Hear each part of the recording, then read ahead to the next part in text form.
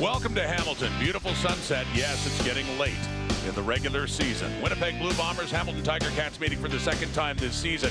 Two teams that had horrible starts to the regular season, but really turned it around. They're the two hottest teams going right now, Dwayne Ford. Interesting as well, the quarterback situation. Bo Levi Mitchell and Zach Collaros, the two most successful quarterbacks of the past decade, and head-to-head now, it's really interesting to see what they're going to have in store tonight. Yeah, well, exciting to see these two guys go head-to-head late in the season in such a meaningful game. For both of these football teams, you think Zach Collaros, two-time MVP, and last week sets a career high with 6 touchdown passes in that ball game. And Bo Levi Mitchell, everybody loves a great comeback story, right? And his has been absolutely phenomenal just within this 2024 season. Scott Milanovich's Ticats have been living on the edge for over a month. They've won 4 straight, the last 2 dramatically, and they are still on the outside looking in. I mean, it is Mike O'Shea with the Bombers winning 7 straight. They're in the playoffs for an 8th straight year. Another win, they'll clinch at least a home game. But for the Ticats, they're not mathematically eliminated if they lose. But it's been that way for the past month, where they're essentially treating it like a must-win game coming into this one. 4 points behind the Argos for 3rd in the East. The Bombers won the toss, and they want the ball to start. Ex-Bomber Mark Leggio kicks off Friday Night Football from the hammer. It's Lucky Whitehead with it. He slips and gets it across the 30. There was rain here earlier in Hamilton, let off about an hour ago. Zach Collaros, Dwayne, as you mentioned, what a game. His best this season last week against Edmonton. Well, you think for so much of this season, the talk surrounding Zach Collaros has been around that touchdown to interception ratio. Well, for the first time all year, after that performance, he now has more touchdown passes than interceptions and is just picking up steam at the right time of year.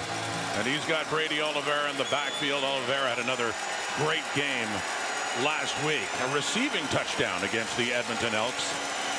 And it's a 1st and 10. And it's in Oliveira's hands, left side across the 35. Another good pickup by the leading rusher in the Canadian Football League, Brady Oliveira. And this Winnipeg offense has a line led by one of the all-time greats, Stanley Bryant, at the left tackle spot. Terrific veteran. And Kenny Lawler. Talk about veteran guys getting hot at just the right time. Lawler outstanding last week. 8 catches for 130. Many of them of the highlight reel variety. I was going to say at least half of them just off the charts. A one-hander somehow stayed inbounds for a touchdown and another one. He had a couple of TDs last week. It's a 2nd and short. No problem for Oliveira. Takes a pop from Stavros Katsantonis. Gets it up around the 45. And a 1st down for Winnipeg. Well, defensively for Hamilton, Tim Ward makes his debut here in the Canadian Football League. He's in for Nick Usher at the defensive end spot. Kyle Wilson continues to be one of the most productive defensive players in the Canadian Football League from his weak side linebacker spot. A terrific first year for boundary halfback Destin Talbot. Bombers haven't lost since late July. Ticats haven't lost since 6 weeks ago against Winnipeg. On that 1st down toss, it is complete. It's Kevin Sklercius, the Bomber rookie, catching it, and he gets it up near midfield. Another 2nd and short is coming up. Now we'll take a look at the protection from this Winnipeg offensive line to open this game. Clean pocket for Zach. You see Sklercius just hooking it up over the middle. Meeting of a couple of terrific rookies. He and Ticats middle linebacker Ryan Baker. During this 7-game winning streak by Winnipeg, they have scored first every time. Up near midfield now. And getting the 1st down. Oh, down inside the 45, running hard, Brady Oliveira. So a good start for the Bomber offense. They had an excellent start, leading to a touchdown against Edmonton last week.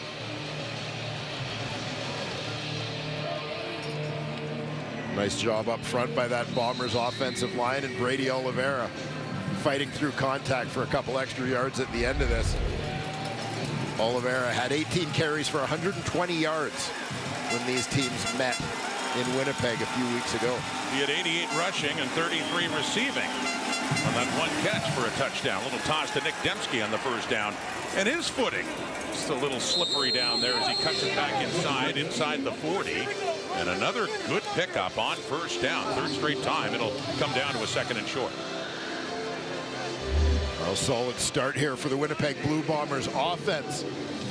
Primarily on the ground, just mixing in a little bit of the aerial game, but had success against Hamilton running the football, as I mentioned, in Winnipeg. So they're going to continue in that vein until the Ticats demonstrate that they can stop it.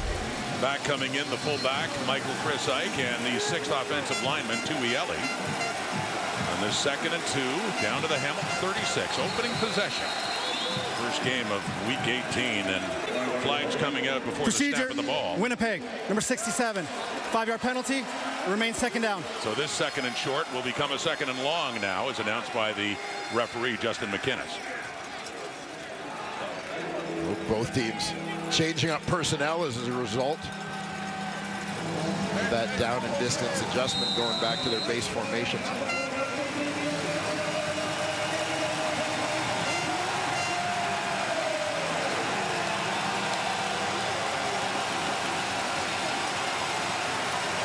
That penalty pushes them back to the Hamilton 41 and a 2nd and 7. Polaris looking to pass, under pressure, and down he goes. Big defensive play by the Ticats. Brandon Barlow, and his 5th sack of the season, and timely too to push Winnipeg further back. All the way back to the 47. Barlow, the rush end, gets in that 3-point stance. Ends up working against the guard in this instance. Pretty good job by Dobson on that one, but just always a challenge for the offensive line. Your back is to the football when your quarterback's in the pocket. You're not sure exactly where he is. Claris had stepped up a little bit on that one to within the grasp of former Toronto Argonaut Brandon Barlow. And the previous 2 years with the Argos, and then moved over to Hamilton as a free agent.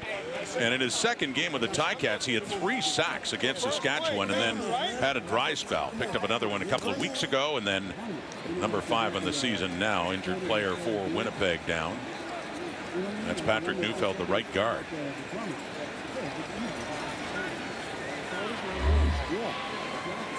Keep an eye here on number 53, Patty Neufeld. I think he just got his leg rolled up on at the end here. Saw Zach Claris knocked into Neufeld's right leg. Mentioning the 6th offensive lineman is Tui Eli. Neufeld, one of the staples on that offensive line, along with Stanley Bryant. They've undergone some change over the last couple of seasons. So it's Jamison Sheehan in, and standing inside the 50 of Winnipeg to punt this one away.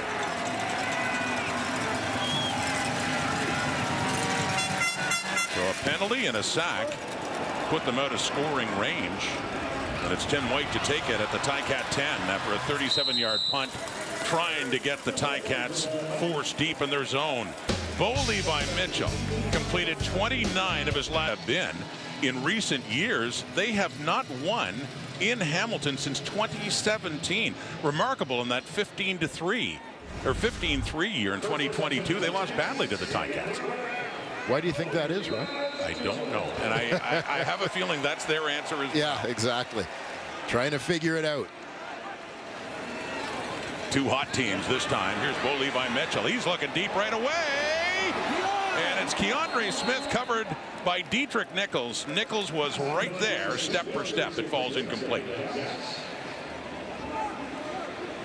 Yeah, Dietrich Nichols, one of the best in the business. At that boundary halfback spot. Hamilton comes out looking deep right away. Keandre Smith coming across the field down the pipe. Nichols there to lock him down. So airing it out on that 1st and 10. 2nd down now. Mitchell has time. Pump fake now. Chooses to take off. Just couldn't find anything available there. It was 15 carries for 122 yards all season long coming into this night. That one only gets a couple of yards, so Nick Constantino will come and punted away, and he'll be standing deep in his own zone. Yeah, Winnipeg with a good drive to start this one off. Looks like they're poised to take immediate control in the field position game here. High snap pulled down by Constantino for Lucky Whitehead. It bounces just past midfield. It rolls back and Whitehead falls on it right near Ray Wilborn. So an obvious no yards penalty there against Hamilton after a punt of just 35 yards. So a good place to start again for Collaros. Explosion against the Edmonton Elks last week, right out of the gate. 6 touchdown passes, no picks for Zach Collaros. Yeah, an outstanding performance from Zach Collaros, and it was a number of receivers doing the damage, but especially the veterans. 4 of those touchdown passes split between Kenny Lawler and Nick Dembski. Both those guys over 100 yards in the ballgame. With the penalty, they have a great place to start. The 41 of Hamilton nearly intercepted. Oh, what a chance there for Jonathan Moxey of Zach Collaros. Got bobbled even up in the air. Stavros Katsantonis in and around the ball either, but nearly a turnover for the Ticats. Yeah, and you'll see a couple of Cats have a shot at this. Moxey starts off at the right edge of your screen. You see the 3 of them converging to the football. Moxey, middle linebacker Ryan Baker at safety, Stavros Katsantonis. Each thinking he might have had a shot at that football. Intended for Kevin Claricius. So it's a 2nd and 10 now for Winnipeg. With a 4-man rush, he gets rid of it to the right, and that is caught for a first down. Yes, Kenny Lawler, who had that big game last week with 8 catches for 130 yards and a couple of touchdowns. And this is where we talk about the margin of error being so small against a good team. Cats had an opportunity to get a turnover on the last play. They missed that. The Bombers make no mistake when given a second chance. Faking the handoff, looking to the end zone, wide open, touchdown, Claricius, right back to him, and the rookie can celebrate his first CFL touchdown. Well, no question, CFL touchdown number 1 for Kevin Claricius is one that he'll remember. Zach Collaros airs it up. Claricius goes and gets it. Great lunging catch in the corner of the end zone. He's got his own touchdown move now. It's not the chicken box of Brady Oliveira. He gets to work on that now. He picks up TD number 1, Claricius, high draft pick for the Bombers out of Connecticut. The Canadian kid celebrating a Canadian Football League touchdown with a point after try from Sergio Castillo. So they were already winning the field possession game. Short field to work with.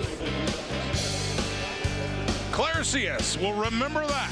TD in this instance take advantage of some confusion from the Hamilton defense. There you see Kevin Claricius lined up as the number 1 receiver. The guy who's got to cover him is the field corner. Way over on the right side of your screen is Will Sunderland.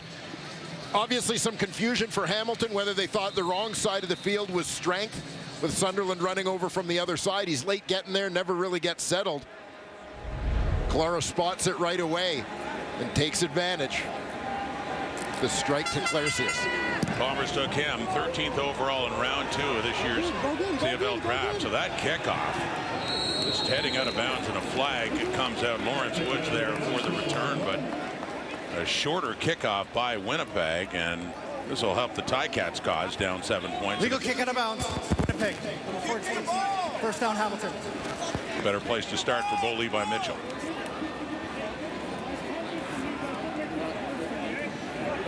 Well, we saw moments ago what Winnipeg was able to do with a short field. Tiger Cats won't be in Winnipeg territory here, but a pretty good starting point for their second possession of the ballgame. So they had one spot picked out at the 40, and now moving the sticks way up to the 50-yard line with the penalty now. And a 1st and 10. Ticats fell behind 16-0 in Vancouver last week. Came back and won it in overtime. Down 7 here early. Off left to the right, and it's caught by the big tight end, Giovanni Robinson. Evan Holm, smaller player, but hangs on for the ride with Robinson and takes him down. Yeah, as we take a look at the rest of this Hamilton Tiger Cat offense, Brendan Bordner continues to start at the left tackle spot. The rookie providing stability there in recent games. In the receiving corps, former Bomber Brendan O'Leary-Orange figured large in the outcome in BC last week. Former Bomber came to Hamilton as a free agent this past offseason. Also James Butler in for Greg Bell at running back this week.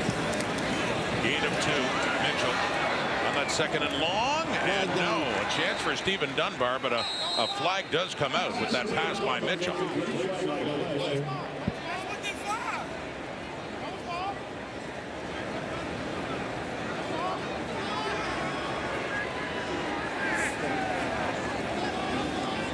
Illegal contact, Winnipeg, 41. 10-yard penalty, first down. Getting the linebacker Brian Cole on that illegal contact, so a first down as they move into Bomber territory. Keep an eye here on the weak side linebacker Brian Cole. Brendan O'Leary-Orange is going to run a crossing route underneath. He'll be coming from the bottom of your screen towards the top. There you see the reaction of the linebacker. Definitely contact. Deemed to be illegal. And so down to the Winnipeg 48 and a 1st and 10. And Mitchell handing off to James Butler. And slips as he was also hit hard by Jamal Woods. Stopped in his tracks. Second down. Well, Jamal Woods, one of the newcomers to this Winnipeg defense this season, did a great job tracking this. He's coming from the backside and loops around, sees the flow of the play, and runs to get out in front of it, meet James Butler in the hole. Outstanding effort. 2nd and 9. That 1-yard pickup by Butler.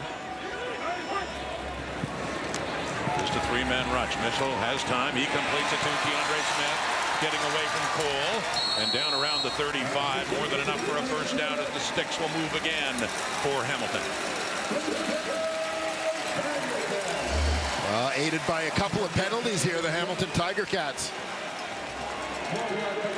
mounting a solid drive of their own in response to the Kevin Clarcius touchdown.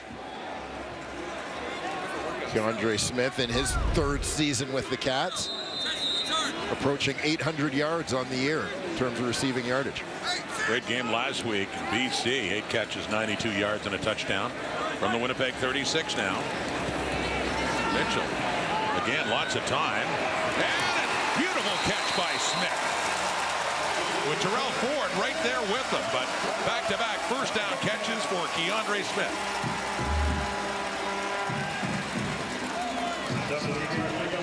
Tight end formation for Hamilton. You can see the protection that they get.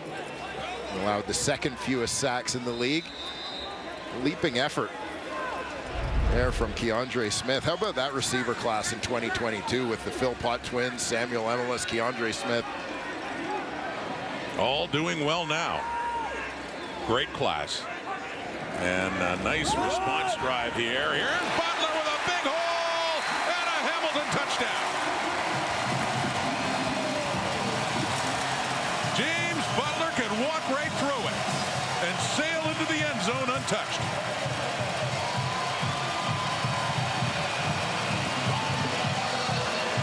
And his 2nd rushing touchdown of the season. Yeah, the Ticats crack the left side wide open here. Great seal there, kick out there. Not hard for James Butler to find the running lane into the end zone. Not even just untouched, but nobody even close to him as he takes that one to the house. It really was, and Butler back in. They've gone back and forth with him and Greg Bell. Bell hurt again. And the point after from Mark Leggio against his old team. James Butler sails right through against that Winnipeg defense. We got a 7-7 game late first quarter. The Ticats kept winning. It was, well, Bo, promptly come to the stadium with your overalls and your drink, and obviously you see him with his 2 daughters coming in with their drinks as well, and It also wouldn't shock anybody to know that Bo Levi Mitchell, who wore his headband so long for Calgary Stampeders, was put up to that by Derek Dennis. And when I asked Bo Levi Mitchell about all of it, he quoted the Ticats philosopher and offensive lineman Brendan Revenberg and said, "I'm not superstitious, but I'm a little stitious." But I think this shows us, guys, that when the offensive lineman tells you to do something, when the team's winning, you do it. Matthew, I love Scott Milanovich's reaction to it as well when you talk to him about it. Whatever is working right now, just keep doing it. Not going to mess with the Karma overalls. By the way, Kate and Note looking very sharp. Absolutely. Their overalls. Pulling it off.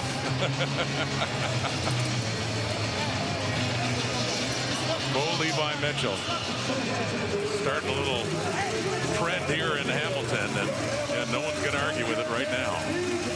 I think you'd look sharp in a pair of overalls, Roderick. I had denim overalls in high school.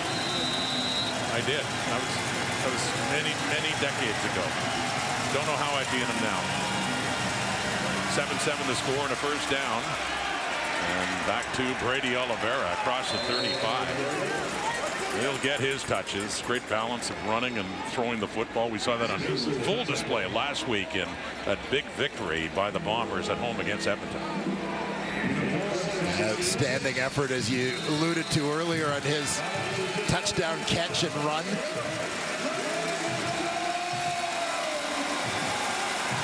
Just a tremendous all-around effort from the Bombers in the win over Winnipeg last week. And that effort on his one catch of the night that led to a touchdown too. 33 yards, 2nd and 6. And there you go. He's catching them, and he's picking up a first down there. He doesn't get a lot of receptions, but Oliveira gets that across the Winnipeg 50, and a first down as this drive continues, a pickup of 15 yards. And the poise of the veteran Zach Collaros in the pocket. Eyes downfield as he drifts to his right to buy a little bit of time. Away from that pressure, finds Brady Oliveira, who does the rest. Last year's leading rusher in the CFL. He leads the way in 2024 again. Collaros to throw this time. And wide open, complete. That's caught down inside the 35, and that's Ontario Wilson. First-year CFL player, one of the top rookie receivers in the league. And Ontario Wilson lined up out wide on this one. Keep an eye as well at the line of scrimmage with the run fake, how it forces the linebackers to stay tight to the line, just holds them for a split second. They don't get that depth. Ontario Wilson curls in behind the middle linebacker, Ryan Baker. Zach Collaros drops it in there perfectly. Ontario Wilson out of Florida State, Ryan Baker. Wilson's first catch of the night, and there's Nick Dembski's first catch. And that short one, and then upended as he just gets it down to the 25, just shy of a first down.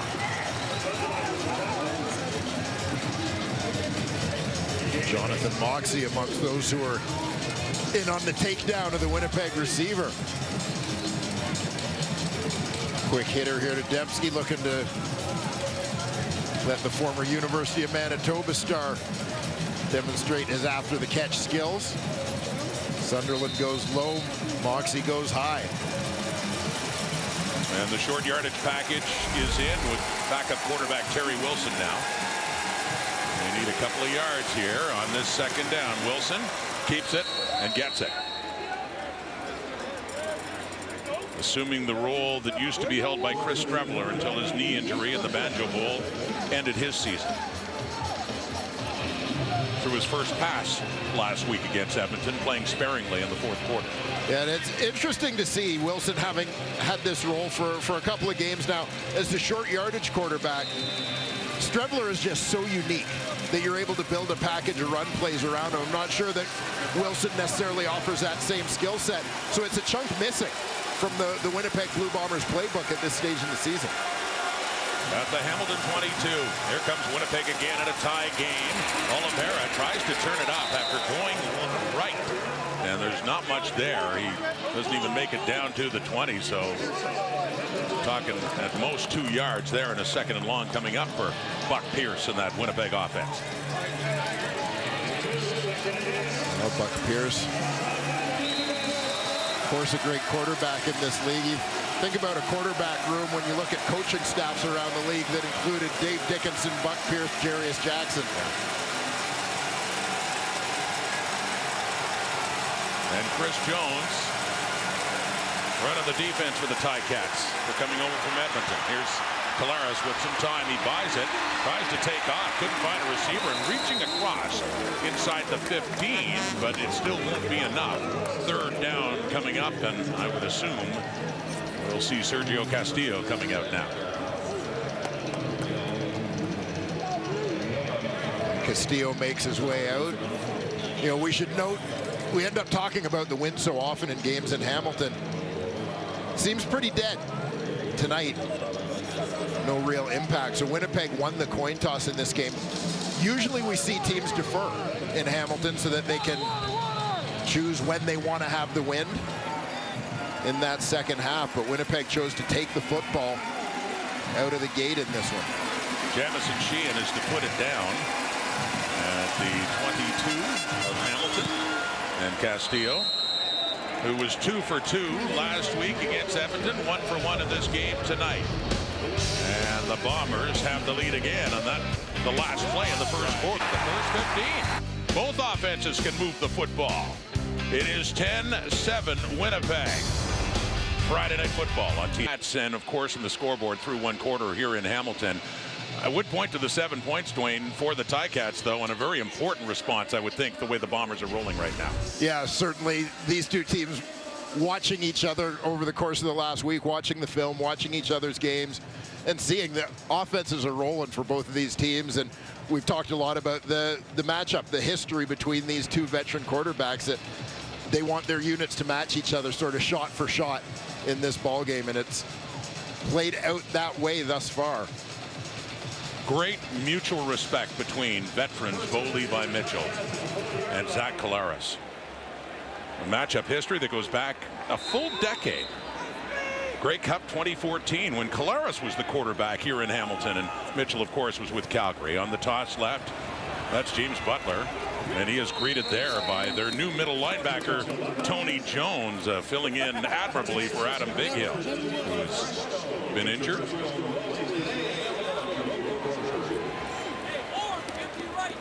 It was a slow start for the Ticats and a big game at BC Place, but what a recovery. 29 for 30, and the bounce back, they were down as many as 16 points, came back and won that one in overtime. Yeah, a little bit of a slow start, but Bo absolutely found his way in that football game. He's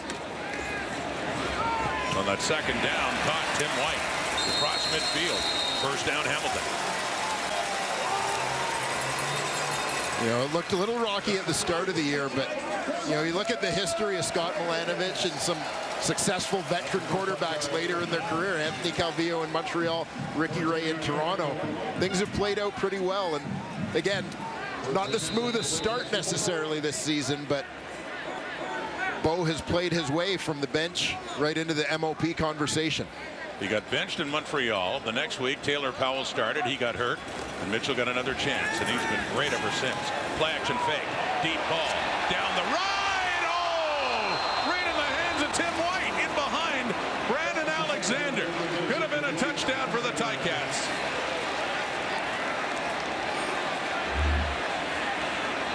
Yeah, you're going to see Tim White pop into the screen, fake to the middle, and head towards the corner. He's got some separation. Alexander chasing from the middle of the field. Bo drops it in there. But Tim White just unable to haul it in. Cats leading receiver. Who would really come on this year after a slow start. One he wishes he had back there. So quickly to Keandre Smith inside the 50. Not enough for a first down. About at least 3-4 yards shy. Third down coming up. Punting unit coming on. Tim White's biggest game of the year this season came against the Winnipeg Blue Bombers. 7-catch, 134-yard effort. And looking to duplicate that. Had a big opportunity right there for a big play. Remember, we talked about that margin of error. You don't want to miss opportunities against the Winnipeg Blue Bombers.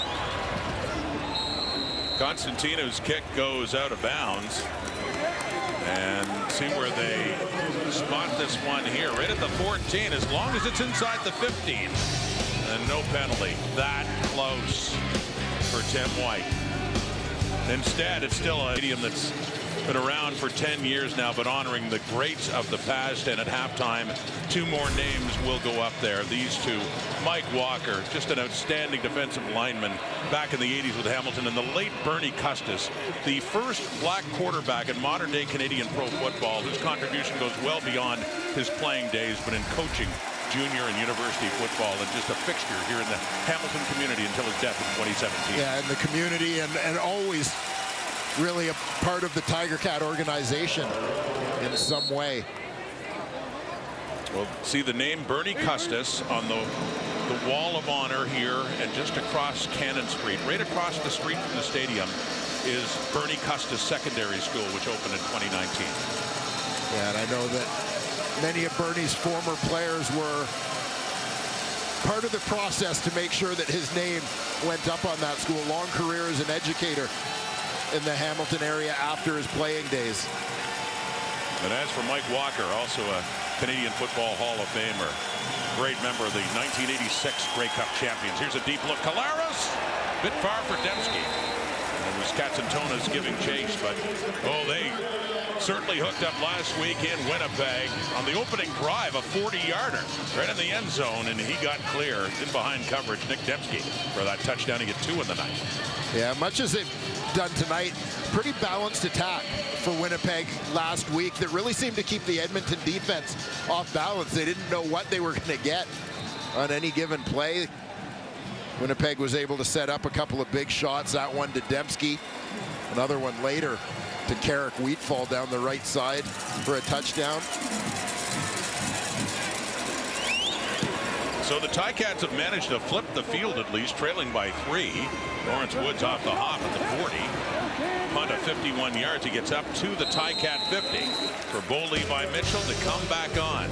And one scoring drive, a run by James Butler for the touchdown. Last 9 Grey Cups, 8 times has been at least a start by Zach Collaros or Bo Levi Mitchell. Let's get more from Matthew. Great stat, Rod. But let me take you back to October 2019 when Zach Collaros, after returning twice in that season, was having dinner before they faced the Calgary Stampeders in his first game as a Blue Bomber.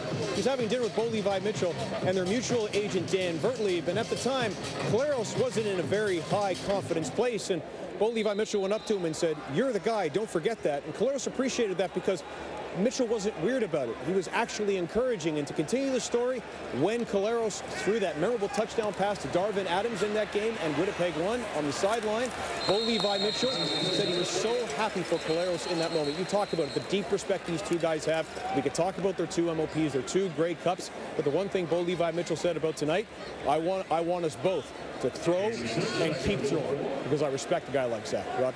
And Matthew, I remember that play in his first start with Winnipeg, and they ended up beating Calgary that night. They ended up beating Calgary in the playoffs as well. But yeah, you could really sense the admiration, as you talked about, from Bo Levi Mitchell. And at a time when we didn't know Zach Collaros' career was going to go on much longer. Has it ever? Bo Levi Mitchell now with Hamilton and trying to keep the Ticats in this with 4 straight wins, but throwing that one away and a 3rd and 4 coming up. And, you know, it's a throwaway, but it's not a small thing when we talk about how Bo Levi Mitchell's season has gone, just in the decision-making process. Scott Milanovic talks about he made some bad decisions early in the year on some throws. That's what led to him being benched. That at times we saw a couple of games in a row where in very similar situations, instead of throwing it away, protecting the field position, whether to punt or kick a field goal, live to fight another down, whatever, he tried to force passes across the middle. They got intercepted. That's part of the growth of Bo Levi Mitchell this year, is making that decision. Off the punt by Constantino, hangs up and losing the handle for a moment. Winnipeg fortunate fortunate to have that. That's Noah Hallett, and does have a handle on the ball. It's hard to believe it's been almost 10 years since back then. Young star QB Zach Collaros of Hamilton, Bo Levi Mitchell of the Calgary Stampeders squared off in that 2014 Grey Cup, ultimately won by the Stampeders, but it was a very close game. Yeah, it sure was. Hamilton fans may want to look away as they recall the ending of that one, the heartbreak of that game. That was Brandon Banks at a punt return touchdown that would have put them up in the last minute, but there was a penalty, and they gained that big play. And illegal block from behind on that return. Memories of 10 years ago, and here they are tonight. And it's Collaros' Bombers leading it. Oliveira in the carry, but a flag does come out after another good pickup by number 20, Brady Oliveira. It's neat to think as we talk about these two quarterbacks. Holding, Winnipeg, number 55. 10-yard penalty, remains first down. The two of them just thriving at this point in their careers, but the start, again, I've talked a couple times this year about the 2012 quarterback class. These two guys were part of it. They end up meeting in a Grey Cup as backups in their first year. Go on to play against each other a couple years later, and so many memorable matchups between the two over the years. You said it off the top, Rob, the two most successful quarterbacks of the last decade. First and 20 now after the holding penalty, nearly intercepted. Another chance for a pick. This time it was Destin Talbert coming in, and a good break for the Bombers as Talbert can't hang on to that one. And a 2nd and 20 coming up here for Winnipeg. Yeah, this one sails a little bit on Zach Collaros. I think the receiver going up for the football may have just slightly distracted Talbot, or even his own teammate Jamal Peters flashing across the screen there.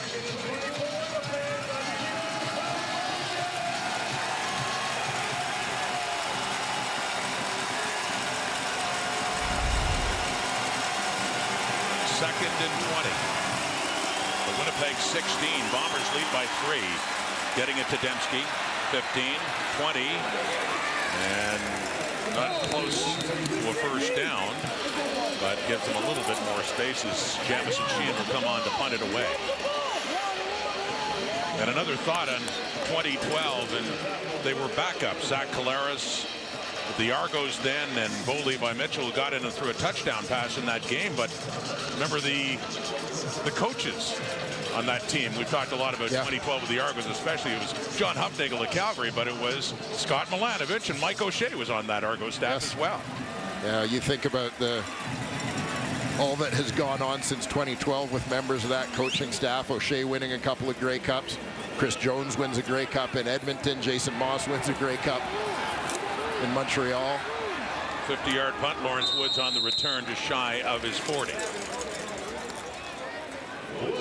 Mitchell coming right back on as the Bomber offense stalls. What's turning out to be a very nice night on the Hammer. Friday Night Football. Hamilton, Rod Smith, Wayne Ford, Matthew Shinetti for the second meeting of the season between the Bombers and the Ticats. Hamilton has not lost a game since Winnipeg beat them dramatically in the final minute with a touchdown. Zach Collaros to Kenny Lawler. Needing to beat the Bombers tonight. Slim playoff hope for Hamilton. James Butler, who had a big hole to run through for his touchdown, but the holes have shrunk since then. Yes, big holes defensively are not a common occurrence for Jordan Younger's Winnipeg Blue Bombers. You had him dead to right. Longtime CFL defensive back, great corner. Student of the game. Now plying his trade as the Bombers DC. 2nd and 7. It is complete. Keandre Smith, who's been the top receiver for the Ticats on this night. And Brian Cole coming in, and with Smith already down. So wrestling away as Smith gets up. We'll take a look at the tail end of this play. Did the ball come out a little bit? Yeah, Cole saw the loose football.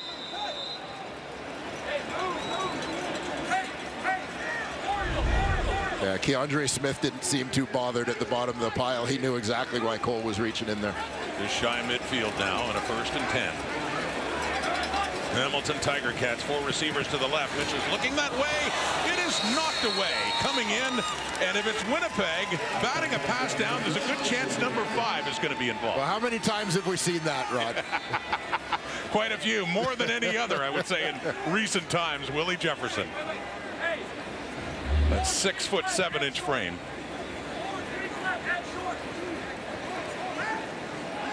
It's the massive wingspan put to work here.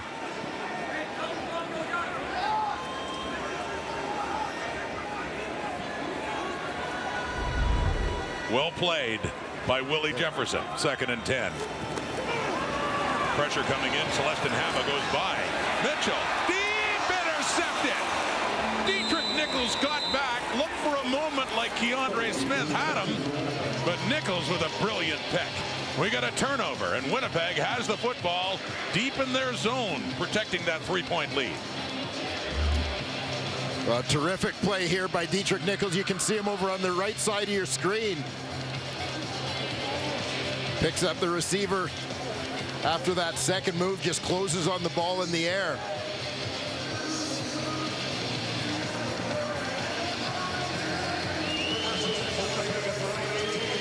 Dietrich Nichols just quietly goes about his business week after week. Absolute stud from the moment he set foot in this league. Remember, he and DeAndre Alford starting side by side as rookies for Winnipeg at short training camp coming out of the pandemic. I remember a play he made down at that end of the field, too, in 2021. Oliveira the run. You remember in that Grey Cup against Hamilton, Jeremiah Masoli nearly had Jalen Acklin, who was broken up by Dietrich Nichols. And that forced Hamilton to kick a field goal just to push the game to overtime. The Cats had a chance to win it. Big defensive play by Nichols. Yeah, one of many over the years. These two teams meeting in recent years in the Grey Cup game in 2019. And then here, memorable for Winnipeg against the Ticats right here at Tim Hortons Field. Making it back-to-back Grey Cup victories. They won in 2021. Collaros has time. Has a receiver, too. It's caught. And Katsantonis coming in hard. But Ontario Wilson hangs on, and it's a first down up near the 40 for Winnipeg. And I frankly love both sides of this play.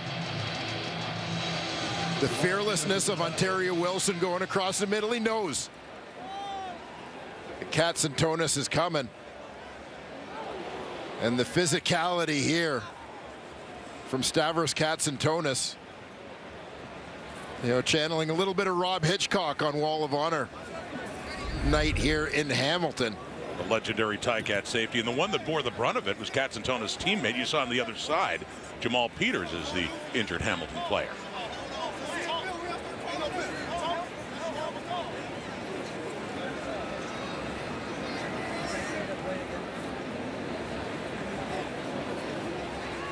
A CFL All-Star from his time with the Toronto Argonauts, his first year with Hamilton. Yeah, he's been a great fit in that Tiger Cats defense, really solidifying that boundary corner spot for them, leading the team in interceptions this year.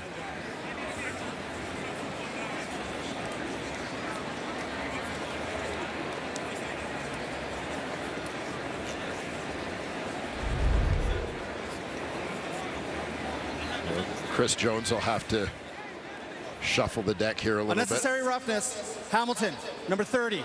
15-yard penalty, first down. So they penalized Katsantonis for that hit coming in. Yeah, and it's a fair call.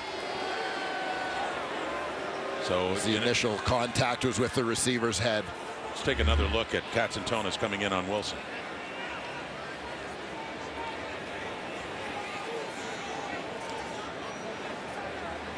And Katsantonis by no means a dirty player. Wilson on his way down. It's the right call, no question. But well, they got 18 on the catch, 15 more on the penalty, so net gain of 33 yards to put them squarely at midfield now.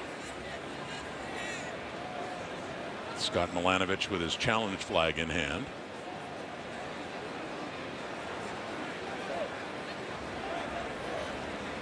The bigger concern right now for Hamilton, though, is the condition of Jamal Peters, who is still down. And Milanovich wants to discuss things, assuming he wants to discuss his options with Justin McInnes.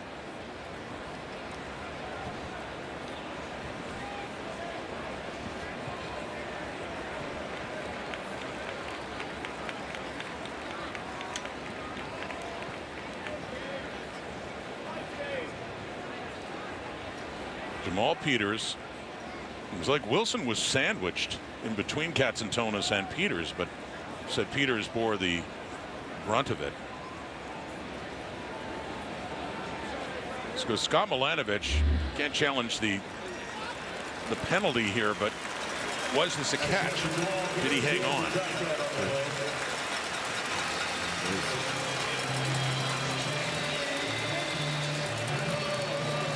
You can see at the end of the play, it does look like Wilson, and it pins the ball against the turf at the end. Did have his arm wrapped around it. It looked like the ball came out. The call in the previous play was an incomplete pass. We have a necessary roughness against Hamilton. We'll go up 15 yards and an automatic first down. So in essence, 18 yards further back now after it's just the penalty yardage and not the catch. You saw that ball squirt out on Ontario Wilson. But so down to the 37-yard line of Winnipeg. And you saw Peters get off the field and head into the medical tent.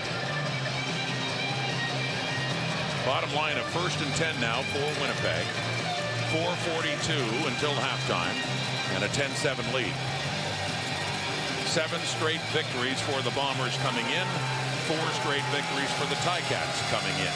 Winnipeg has clinched a playoff spot. If they win tonight, they can clinch at the very least a home playoff day. Talaris, another deep ball. He wants Kenny Lawler, and that's Destin Talbert in with him. Incomplete.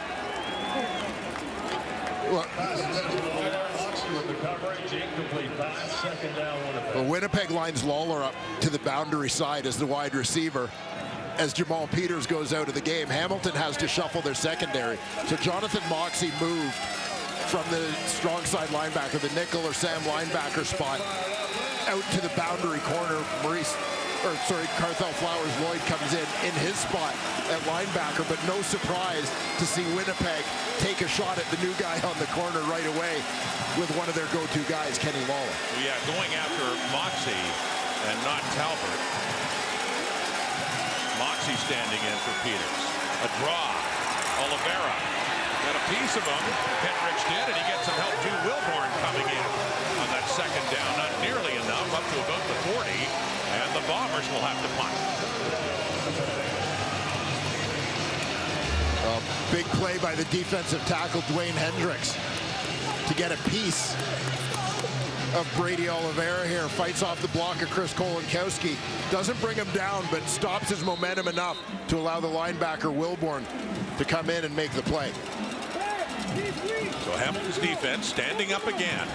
Good start by the Bomber offense, but things have certainly slowed down, and a low driving punt from Jamison Sheehan, and it takes a great hop and out of bounds just inside the 15. Nice punt. Different as it was by Sheehan, low and driving a 57-yarder. So Ticat football, but starting deep in their zone with just over 3 minutes on the clock until halftime.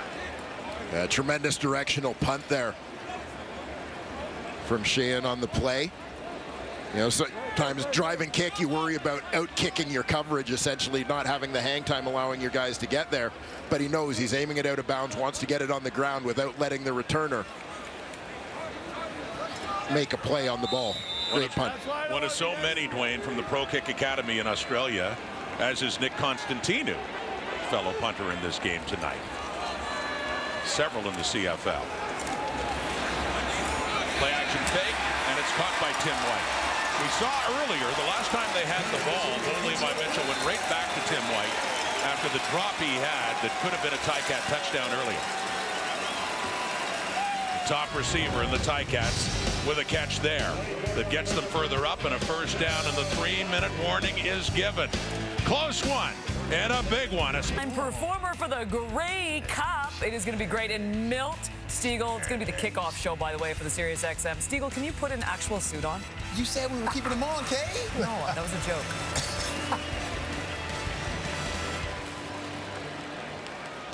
So Kate got rid of the overalls, but Milt Stiegel has decided until the Ticats lose again, that's it. Yep. That's his garment of choice. He will be sleeping in the overalls.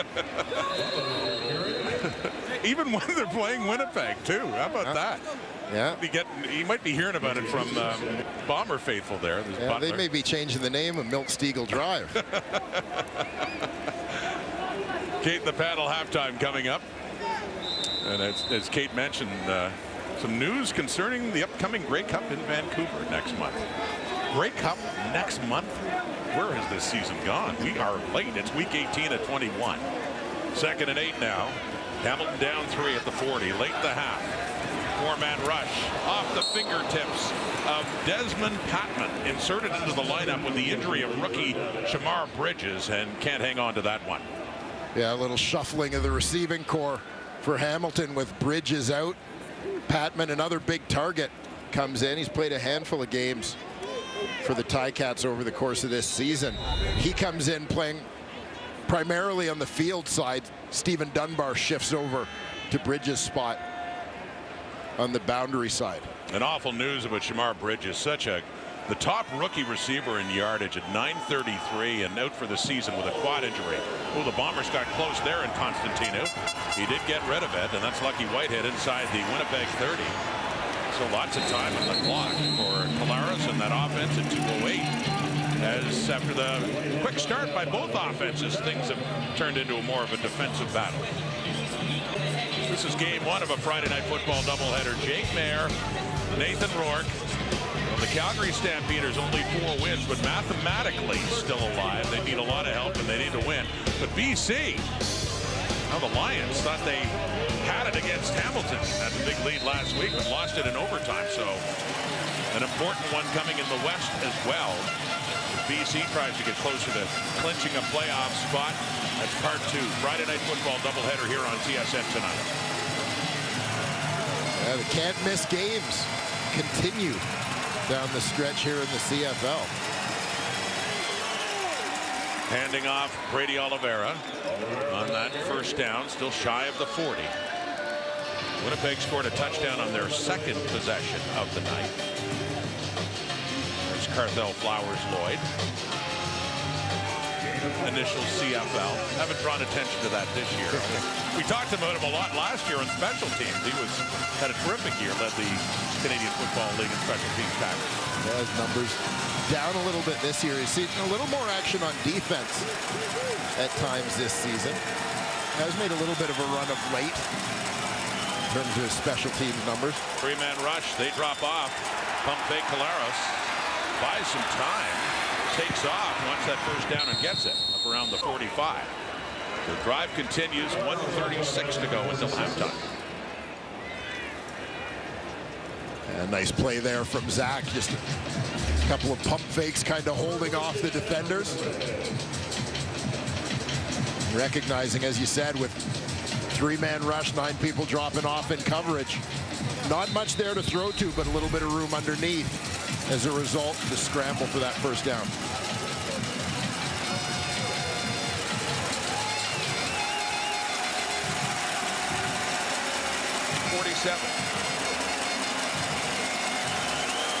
And a 1st and 10.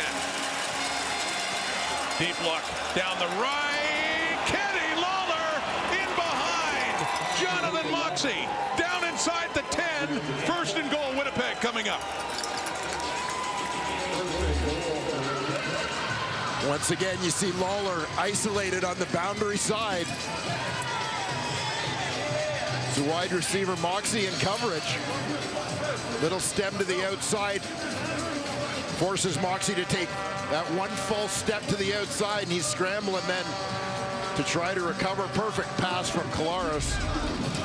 And the hot streak for Kenny Lawler continues. They were really working their magic last week against the Elks. We did those 8 catches, many of them so acrobatic. One-handers, just keeping the feet in for a touchdown. He had a couple of major scores in that game and a big one to set up Winnipeg. 1:14 to go until halftime here at Tim Hortons Field. First and goal at the Hamilton 8. Handing off, Brady Oliveira, 3-2-1. Tried to reach the ball across for the touchdown, but it came out. They're saying touchdown Winnipeg. Ball was loose, Bombers have it. And all's well for the blue and gold. Ultimately, but that was close as Oliveira. I initially thought that a Hamilton defender had recovered that ball. You can see it's out before he crosses the line. Moxie had a shot at it. Is a touchdown. The previous play is under review by command center. So a few things to sort out now. The possession after the ball came loose, but he was hoping to break the plane before it went out. Yeah, it's actually close. But watch Neufeld down on the turf. Suck that ball in. He's buried. I don't think he could even see it. He just feels it and pulls it in. It squirts out of the reach of Jonathan Moxie.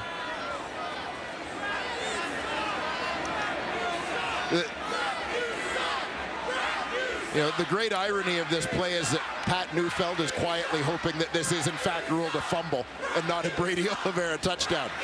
Be every lineman's dream if it can go to the veteran Neufeld here.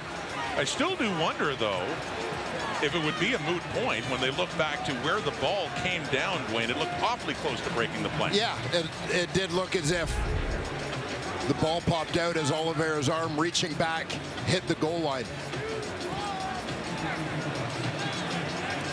So is it a touchdown? They've taken a look at it. Does Patrick Neufeld get 6 points? After review, the ruling on the field has been overturned. The player was down by contact at the 1-yard line. It'll be second down. So Winnipeg football. Poor Patrick Neufeld, though, that close. He does not get the touchdown. It was not a fumble. They rule Oliveira's down, so they'll scrimmage at the 1. It's a second and goal coming up here for Winnipeg.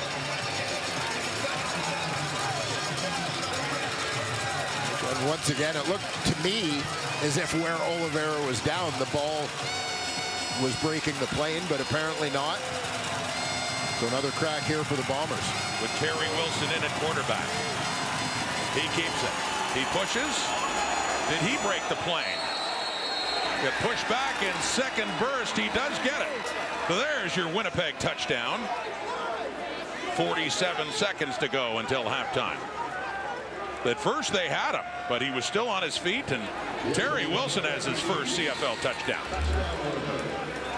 Well, Bomber rookies looking after much of the scoring load here tonight. And there you see the second effort from Terry Wilson gets him in. 5 plays, 76 yards, much of that real estate covered on the 55-yard catch for Kenny Lawler to set him up close. Terry Wilson gets Patrick Neufeld's touchdown.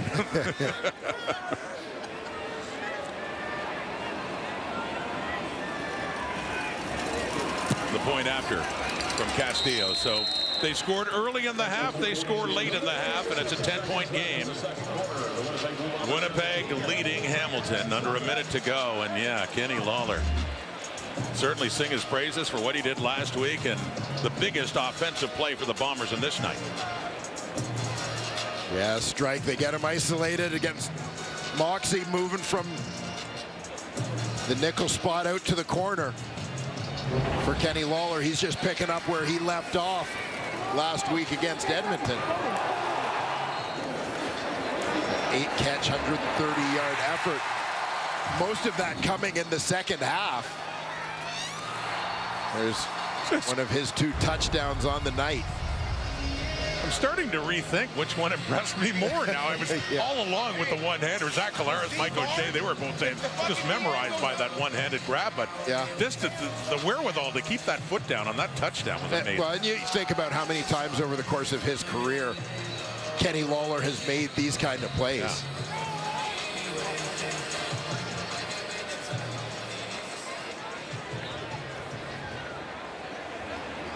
So like last week against the BC Lions, the Ticats in a hole, heading to halftime. And Lawrence Woods took a pop, bringing that one out. 41 seconds to go. We'll see if they can get it close enough for Mark Leggio.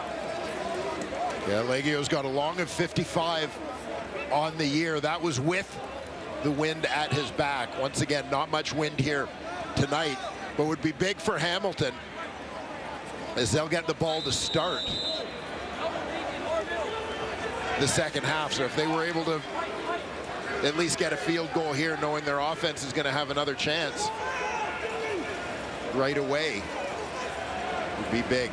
Well, they've been in this situation a few times, looking to quickly drive down to field goal range. Mitchell, that's caught. Brendan O'Leary Orange, big first down. They're in field goal range and more. He's still going. 10-5, taken down about the 3 by Michael Griffin, who saved a touchdown. Brendan O'Leary Orange, who spent 3 years in Winnipeg, drafted by the Bombers, won a Grey Cup with them, has just made a huge play for Hamilton. Yeah, a little double move on the in route there by O'Leary Orange, and then phenomenal job after the catch. Michael Griffin tries to punch it out. O'Leary Orange does a nice job protecting the rock. You could see Bo Levi Mitchell from the start of that play was not thinking field goal. Butler, Willie Jefferson trying to rip the ball out too, and Taiwan Garbutt, Jake Thomas are there, but nothing doing for Butler that time. Timeout, Hamilton.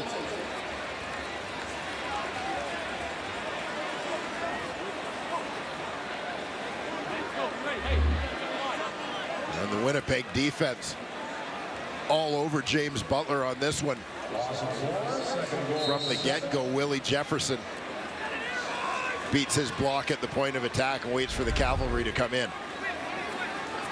8 seconds. Got to be mindful of that. They're close to second and goal, but got to watch that clock.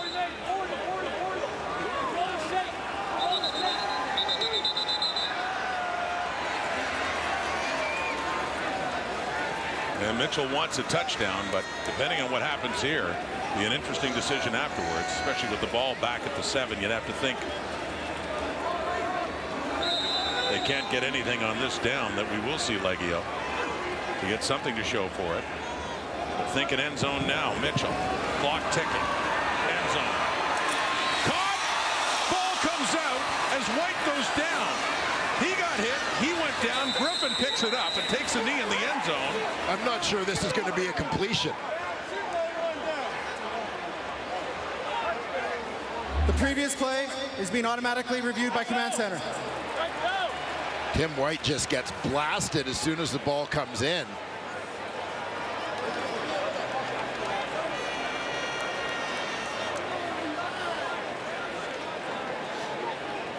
How about this play by Retta Cramdy? To jar that ball free. Well, now, is the ball out before he hits the ground? Well, that's a question, and also look at where it lands. This is similar to the discussion about Oliveira. Does it Tim White land still has the ball in his hands, and the ball touches the front plane, the front edge of the goal line.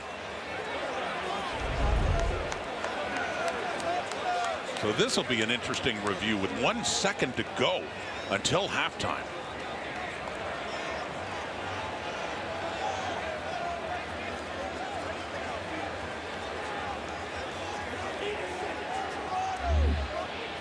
First of all, is it a catch by Tim White? And if it is, can that be ruled a fumble? Here's the decision. After review, the play has been overturned to an incomplete pass. It'll be 3rd down with 3 seconds left in the first half. I feel like there's consistency between these two calls. I'm not necessarily sold on the interpretation. Right. But there's consistency, and that, quite honestly, is what coaches and players want. So ruling that he didn't hang on long enough after he took the hit to have it ruled as a catch. So Leggio does come on. They had every reason to think they were going to pick up a touchdown on this very quick and stunning drive, but at least they do get some points on the board at halftime as we get down to zeros, and it's back to a 1-possession game. Interesting first half in terms of Ticats' responses again after a Bomber touchdown, but they'll lament some missed chances they've had to find the end zone. Winnipeg, some first-timers getting CFL touchdowns, including the rookie Kevin Clarcius. Yeah, but the top left of your screen, Clarcius going deep. A little bit of a mix-up in the Hamilton secondary in terms of their initial alignment. Leaves Will Sunderland chasing Kevin Clarcius. So that late drive, even though it ended up being a field goal, Dwayne Ford, at least showing again that Hamilton can move the ball against this defense. Yeah, they've picked their spots, hit a couple of strikes. You think about the missed opportunities for Hamilton in the first half of this ball game.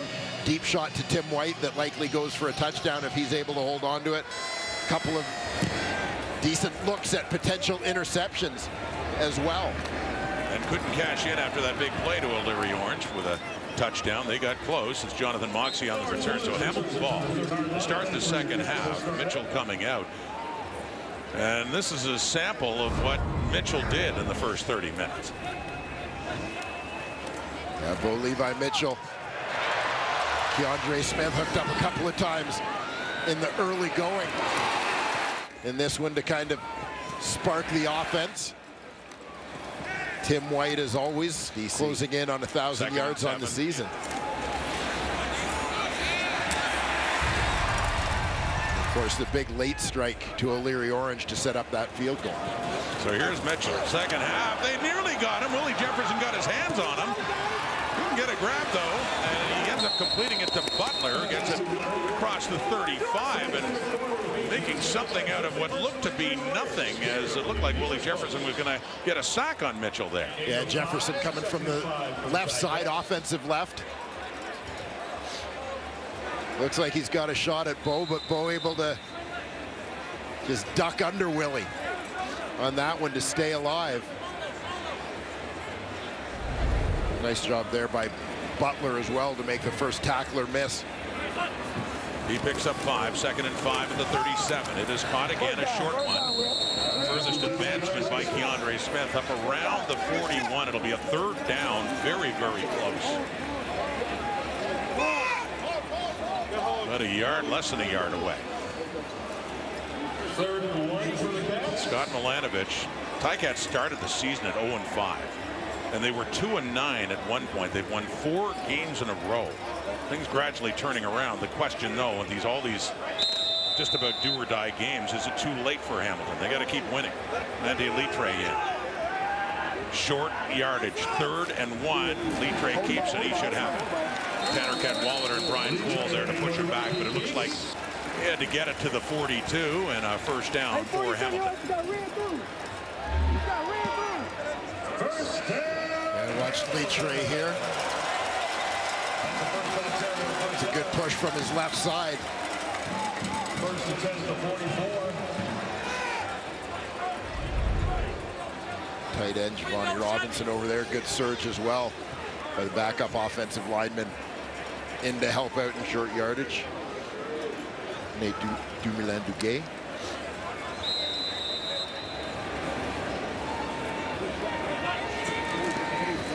Faking to Butler. Lots of time. Off to the right. Coming back to it for White. Now in front of him was Reddick Cramdy, who's at the very least a distraction. Don't know if he actually got a piece of that football coming in as it was heading towards White. Incomplete. Just a reminder of what a long throw this is out to the wide side of the field.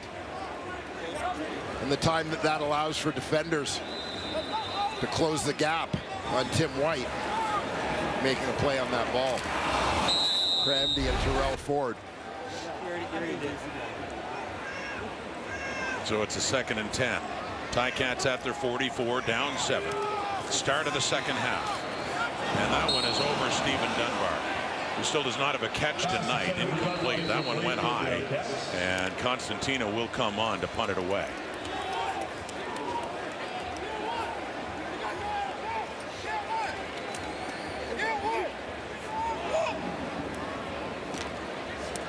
Mike O'Shea in his 10th season as the head coach of Winnipeg Blue Bombers, and with their victory last week, clinching a playoff spot for the 8th straight year, with their eyes now on finishing first in the West and getting that bye to the Western Final. Lucky Whitehead with it after a punt of 47 yards up close to the 30. Whitehead with a short return. Back at Tim Hortons Field, Matthew Shinetti will have a special guest coming up on Friday Night Football, part 1 of our doubleheader. Two-time Canadian Country Music Award winner who will be headlining the Sirius XM kickoff show for the Grey Cup in Vancouver. Saying all that, you've had a crazy year, especially with your hit Old Dirt Road. How did it feel knowing that you're going to open Grey Cup Sunday? That was like one of the coolest calls of the whole year. I'm so excited. I love Vancouver. Can't wait to play in BC place. That's insane.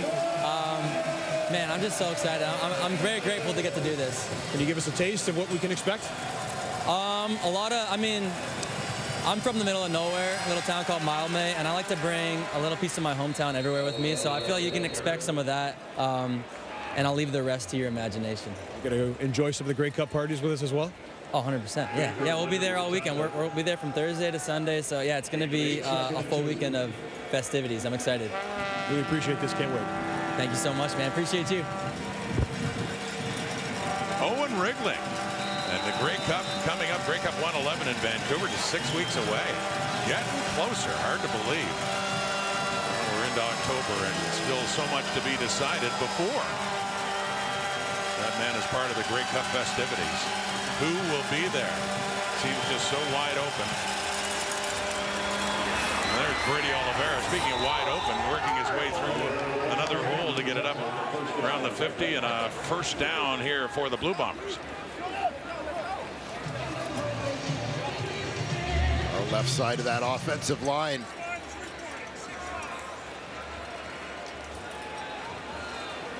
Youngster Dobson, the veteran Brian, just paving the way for Brady Oliveira to do his thing. Who has 12 rushes for 75 yards. Oliveira just keeps on going after a great game last week and the week before from the Winnipeg 49. And a 7-point lead. Little toss to Dembski. And he goes left. Gets across midfield. He gets it down closer to the 50 of the Ticats. Well, mentioning that Grey Cup 111 and all the festivities leading up to it. You know, always a highlight, the CFL Awards. By the way, sold out that gala dinner in Vancouver Thursday and Friday. And Twisted Tea Grey Cup halftime show. The Jonas Brothers to perform at BC Place. First Grey Cup to be played in Vancouver in 10 years. 2014. There's Owen, as mentioned before, the quarterback matchup back then 10 years ago, the last one at BC Place. Zach Collaros versus Bo Levi Mitchell. That's Terry Wilson giving Collaros a break in short yardage, so Zach goes back. Yeah, he started with the Argos, went to the Ticats. He had some great years here, ultimately heading off to Saskatchewan, and then real career uncertainty for Collaros because of injuries. And everything changed when the Argos traded his rights, traded him to Winnipeg late in 2019. And they went on to win the Grey Cup, and again in 21, and went back again in 22, and last year as well. 4 straight Grey Cup appearances.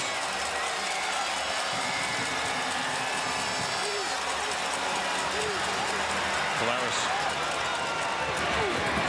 Let's not forget the great left tackle, Stanley Bryant, who before his time winning a Grey Cup with Zach Collaros won one with Bo Levi Mitchell. Here's what Bryant had to say about that comparison.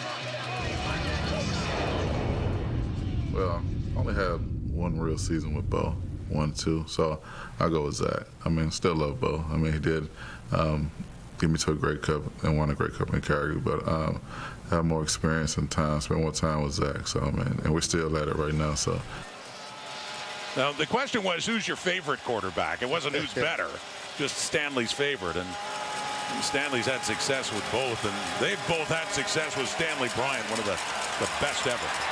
What he does, that left tackle for Winnipeg. Kalara's on the run, and he just has to get rid of it on that 2nd and 8. He had no other options. There's a future Hall of Famer. You know, his name's going to be back here in Hamilton someday, Stanley Bryant. Yeah, no question at all about that, Stanley Bryant. Just a tremendous career. I think when you look at the fact that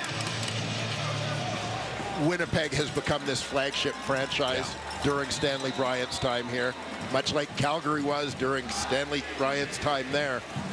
You know, talk about culture and adding the right kind of people to your organization. Stanley Bryant, definitely one of those guys. Shannon coming in, that's nearly blocked. Ticats had some heat on there. 37-yard punt, and Lawrence Woods took it at the 10, and he does manage to get up near the 20, but it was close. Ticats on special teams. Jamison Sheehan got it away. Daniel Bell coming in, nearly had himself a block punt. Added to the wall of honor at Tim Hortons Field, the late Bernie Custis and Mike Walker as well. Yeah, great evening. See the loved ones of Bernie Custis there, Mike Walker and some of his former teammates, other members of Hamilton's Wall of Honor down there. Great celebration as they were inducted at a dinner last night in Hamilton, and honored here in front of the crowd today as they see their names go up on the wall. A couple of outstanding players, but for anyone who's met Mike Walker and Bernie Custis, even better people. Bernie Custis, not only player with the Ticats, but later coaching in Southern Ontario and junior coach of McMaster, once University Coach of the Year in the country. And Mike Walker, part of a dominant defensive line along with his friend Grover Covington. And Matt Dunnigan can relate to this. I've talked to Matt many times about this Grey Cup 1986 and just how good that Ticat defensive line was. Yeah, they gave Matt a hard time that day, as they did many quarterbacks. It was Hamilton's own version of the steel curtain. Mike Walker, in the middle of all the action, one of the all-time greats, 2021 Canadian Football Hall of Fame class. Do I have this right, that he and Grover Covington 1 year combined for 39 sacks? Yeah. Yeah, I believe Mike Walker had 21 of those as a defensive tackle. So the penalty against the Ticats, pushing them back to a 2nd down and long now, the unnecessary roughness call.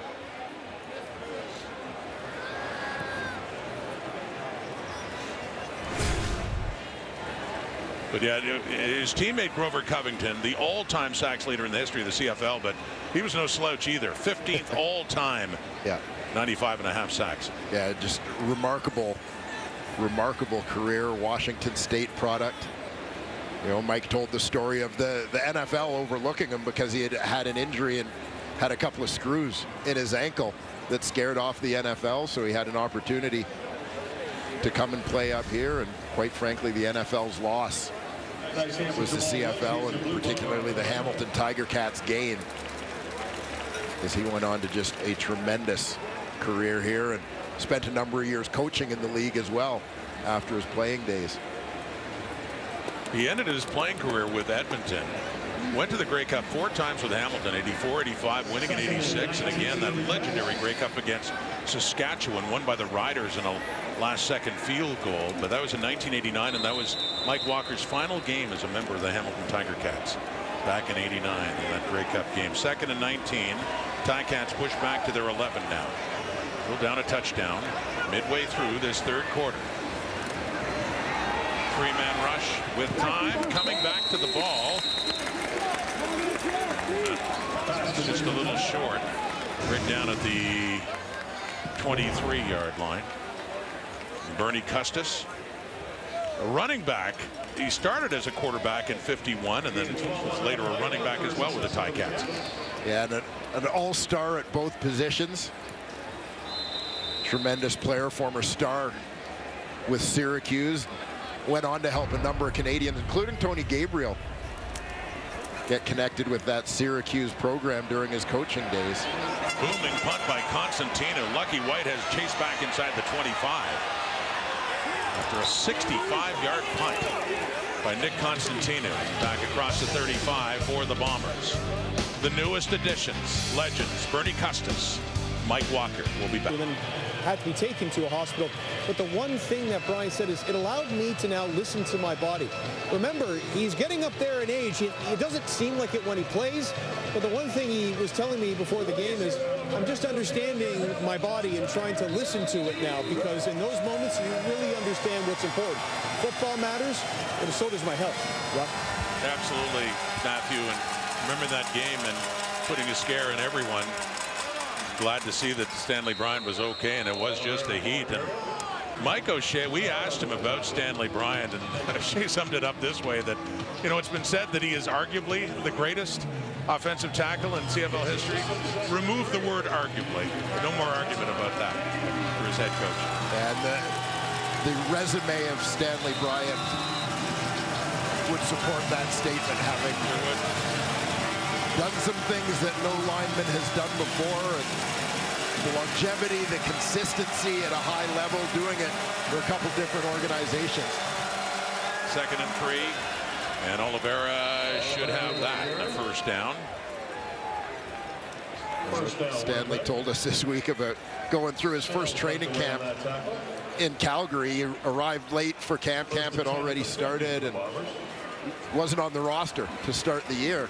He said he thought about going home and moving on, doing something other than playing football, but he said his sister and his mother talked him into staying, and probably the best advice he's ever gotten, or at least ever followed.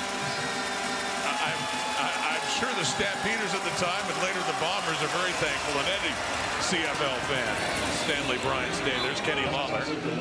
Another good pickup on first down. He had a big play. Big catch, 55-yarder to set up a touchdown for the Bombers in the first half. There'll be a 2nd and short coming up.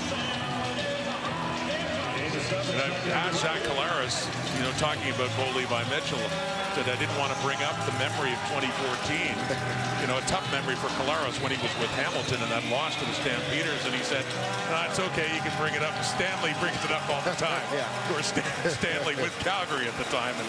And those two are close now. And that they appreciate each other's great sense of humor. 2nd and 3, Collaros. Oliveira, first down and more. Flag is out. Right in behind Stanley Bryant, but see what the penalty is now on a big first down by Winnipeg.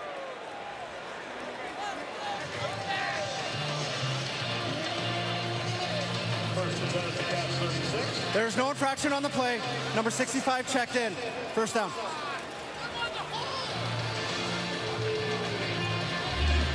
Keep an eye on big Stanley Bryant, number 66. Just drives the defensive end, Tim Ward, down to the inside. Just making life a little easier for his running back. That running back is now over 100 yards. Brady Oliveira doing that again with the help of that O-line and Stanley. 104 yards now and 15 carries for Brady Oliveira. Having another night. It's not over yet. He's still going. Broke a few tackles, broke through on the right side, and near another first down on the ground for Winnipeg. Another 2nd and short coming up. And you get into the second half of this ball game, and I think you're starting to see some of the physical effects that the Winnipeg run game is having on the Hamilton front, wearing them down a little bit here. Brady Oliveira starting to pile up the yardage. So Terry Wilson comes back in on the 2nd down and short. Well into the Ticat zone now. Scoring position again. Up by 7, and Wilson pushes through left side. Easily enough for another Bomber first down.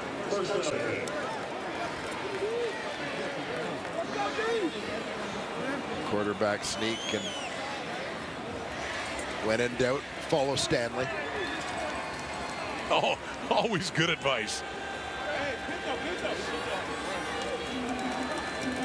Chris Jones, marked influence on this Hamilton team since he joined the Ticats, and his friend Scott Milanovich, they go way back to the Montreal days. Part of the improvement in a 4-game winning streak, but being tested right now at the 24. Faking to Oliveira, dumping it off to Dembski, makes a move back inside with Destin Talbert wrapping him, but not until he gets another first down by the looks of things, close to the Hamilton 10.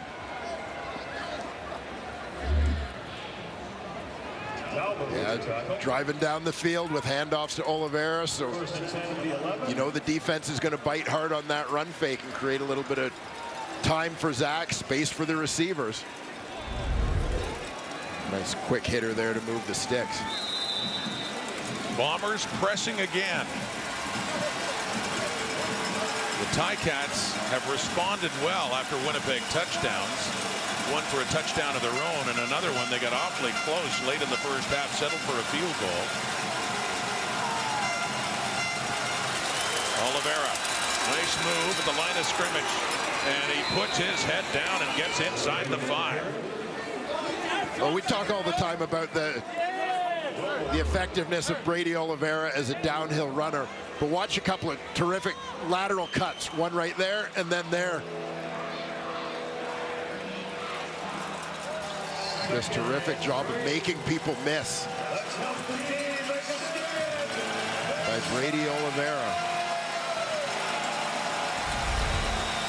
Now they have a 2nd and 3, and they're at the Hamilton 4. It's possible to get the first down without getting the touchdown, but awfully close here. Two receivers in motion. Oliveira can walk it in. Been a touchdown machine the last few weeks as he gets his 4th in 3 games. Brady Oliveira having another great night. And Winnipeg now is a 2-touchdown lead. Piling it up. He's going to take this one, bend it back to the right. Saw the boys in the middle of the offensive line that time. Is the chicken box over? Is it done?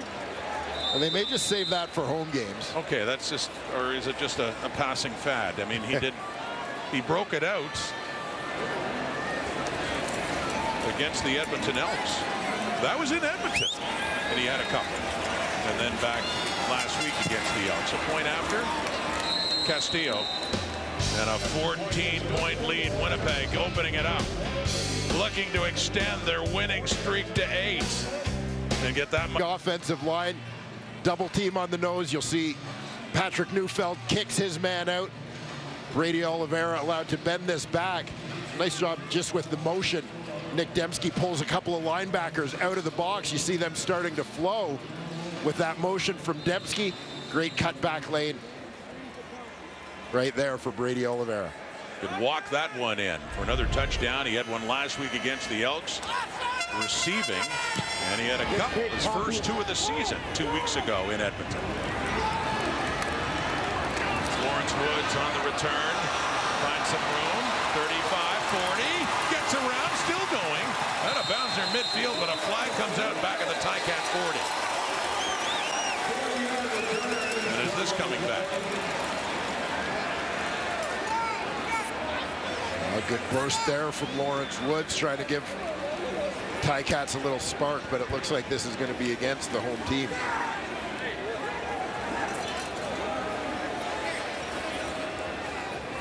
Holding, Hamilton, number 29. 10-yard penalty, first down.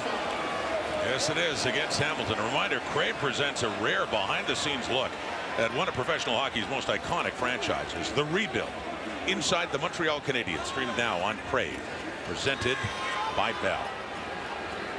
Our NHL season upon us as well. Great time of year in sports in October. The CFL is getting closer to playoff time. This is week 18 of 21. The Ticats trying to hang on to playoff hopes. They've been like this for the past month. They've won 4 straight games, but it's tough right now, down 14, late in third. The fake! Intercepted Tony Jones! Incomplete. It looked like Jones had it. The stunned silence here. Been filling in admirably for Adam Bighill. Another look at how close it was to a pick. Yeah, and I think that the offensive and defensive lines right in front of Bo Levi Mitchell obscured his vision. Someone just flashing in front of Tony Jones. He didn't see the linebacker there as he's trying to throw it to that receiver in what he thought was a hole. The 2nd and 10. That was a close call for Hamilton. And coming across is Nichols again on Dunbar. Nichols having a very solid night as well. And 2 well-defended plays by Winnipeg on those Mitchell passes. And it's a 3rd down and 10 coming up. We've talked about it before with that combination. Brendan Alexander at safety and the 2 halfbacks. Dietrich Nichols on the boundary side. Evan Holm on the field side. And how just the reliability of those guys and the communication from those guys. Hamilton is challenging the previous play for pass interference. Play will be reviewed. Has allowed the 2 young corners, Ford and Bonds, to really thrive in their first year as starters. But also, it's not just about the communication, but just tremendous players as well. We'll take a look here and see if Nichols was in a little early on the throw. I thought it looked pretty good from that angle.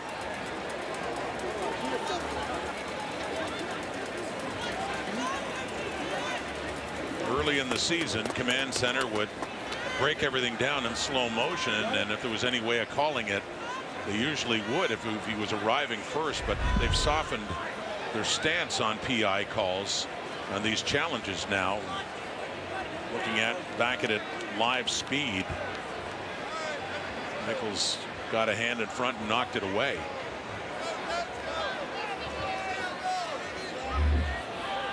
And just keep an eye on the right arm of Nichols here. That's the only thing that to me could be in question, is whether that right arm that looks like it's sort of behind Stephen Dunbar is considered a factor at all in the play.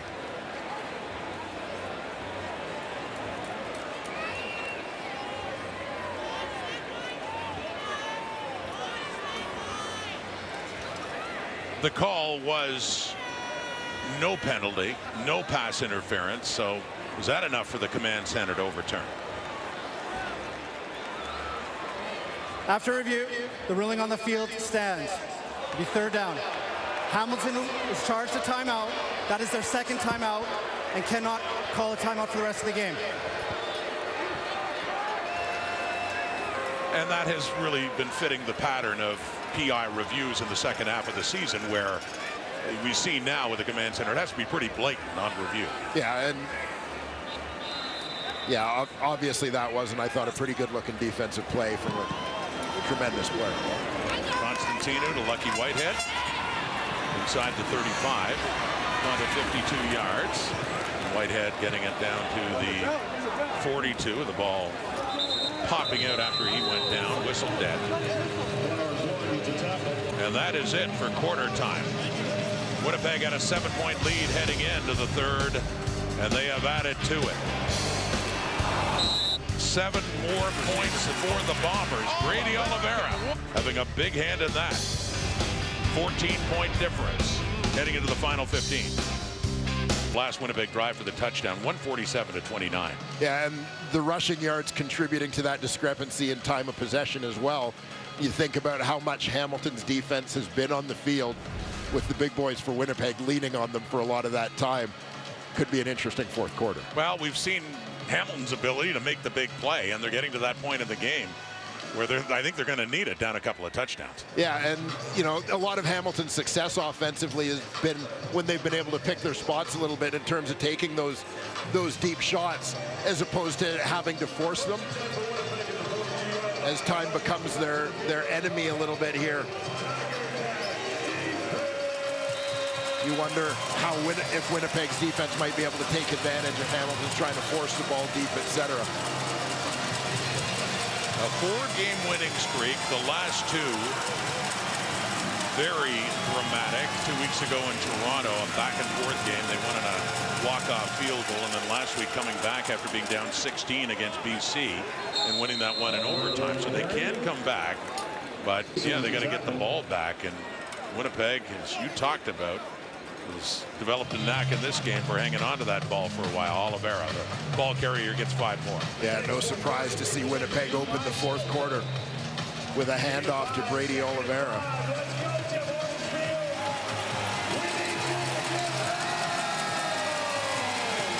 A lot of ground and pound here in the 4th. Oliveira up to 128 on 19 carries with a touchdown. We saw that in the 3rd quarter. It's given them the 2-touchdown lead. Throwing now. Pump fake. Does come close to completing it to Lawler. It does fall incomplete. A 3rd down coming up here.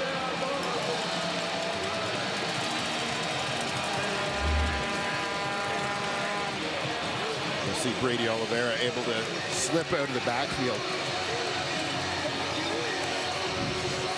First look there, but he's covered as the linebacker widens. Looks for Lawler coming into the middle, but pretty good coverage there from the Cats. An opportunity here to get that ball back quickly, which is critical for them. And this time 2 returners back. The way Sheehan's been placing his punts. Tim White joining Lawrence Woods. And it is heading Woods' way. Outside the numbers, well-placed punt again, but Woods does have a return after a 46-yarder by Jamison Sheehan, and it gets up across the Ticat 30. Bo Levi Mitchell. They have Hamilton ball at their 32. It's 24-10 Winnipeg. We're in the 4th quarter now for Bo Levi Mitchell. And needing to get a drive put together here, but to take the snap from the center David Beard and fakes the handoff and steps up, and he can't find a receiver, and he ends up going down at the 35 with a flag coming out. Mitchell keeps flag on the leg.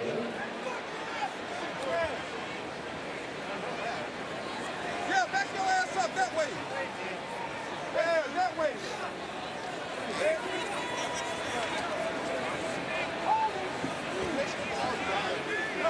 Holding Hamilton, number 64.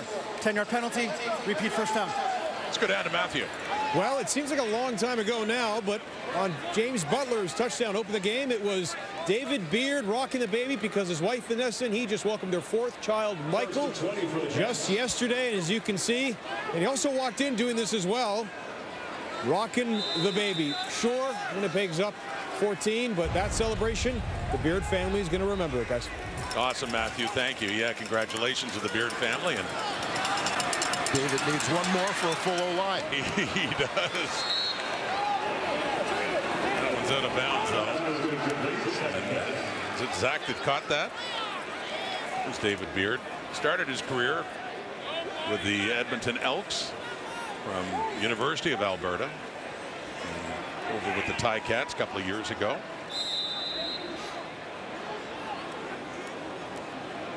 Pretty good run on O-lineman from U of A. David Beard, Mark Cordy, Justin Lawrence, Carter O'Donnell down in the NFL. A lot of good O-linemen. Swinging it out. Oh, DeAndre Smith, was he faking the little pooch punt that the Alouettes had made famous to get a 1st down and a 2nd and long? Yeah, like he was thinking about it. Yeah, whether he was thinking about it for real or simply looking to freeze the defender. But yeah, if the play call was on, there just wasn't an opportunity, given the spacing there, to execute it. You see, he kind of shows it here, but with Hallett and Cramby closing. Saw that a few times last year. Jeshurun Antwi doing it with success for the Alouettes. Some people up in arms, but no rule against it. Short punt. Whitehead drops it. Coming coming in for it in the crowd. Carzel Flowers Lloyd, Lucky Whitehead, does have the ball, but that gets a 38-yard punt.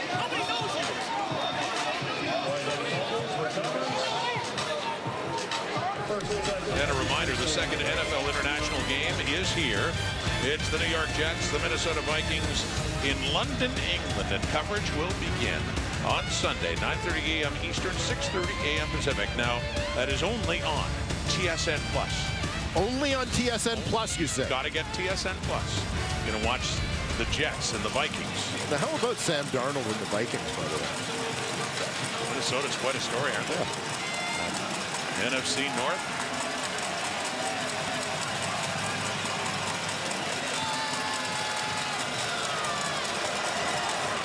Brady Oliveira. He's been quite a story tonight again. Quite a story the last several weeks for the CFL's leading rusher. Another good carry on first down. Another second and short coming up near midfield. Yeah, Brady already having cracked that 1,000-yard plateau for the third time in his career. Illegal low block. Hamilton, number 23. 10-yard penalty, first down. Calling Richard Leonard on illegal low block. And Leonard is the one down getting attention from the training staff of the Ticats. As the blocker came at him, he goes low against a bigger man. You'll see right here, watch for 66 Stanley Bryant coming into the foreground. Leonard didn't go into his legs. He actually tried to duck under the block. You know, the rule is intended to be about basically not cutting guys' legs out when they're trying to block you. But I'm sure from the official's angle, that's what it looked like he was doing. But for us, obviously, having the benefit of slow motion, you could see.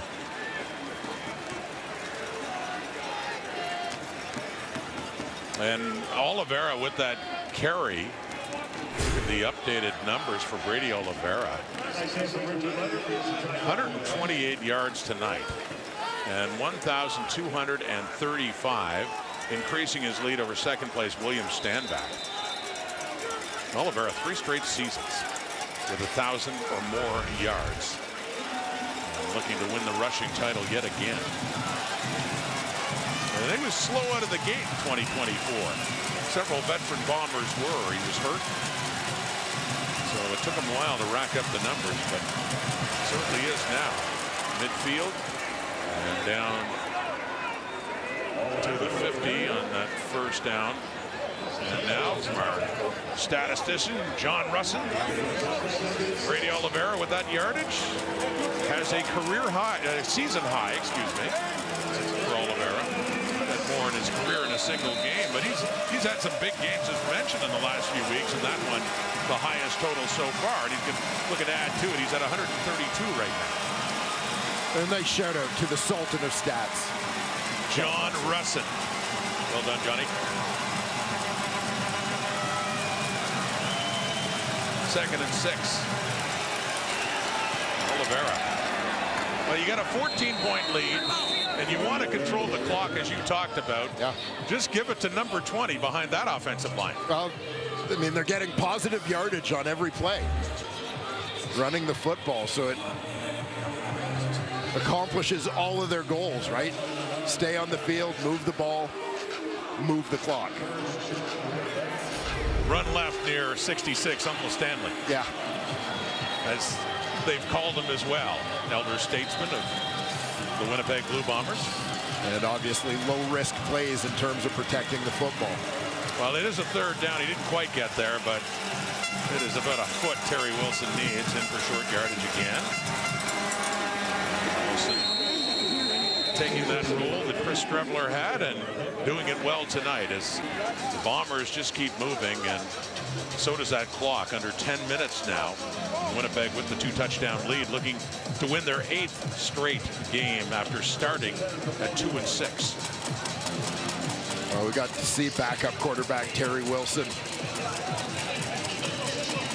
Got a few snaps running the regular offense at the end of last week's game against Edmonton.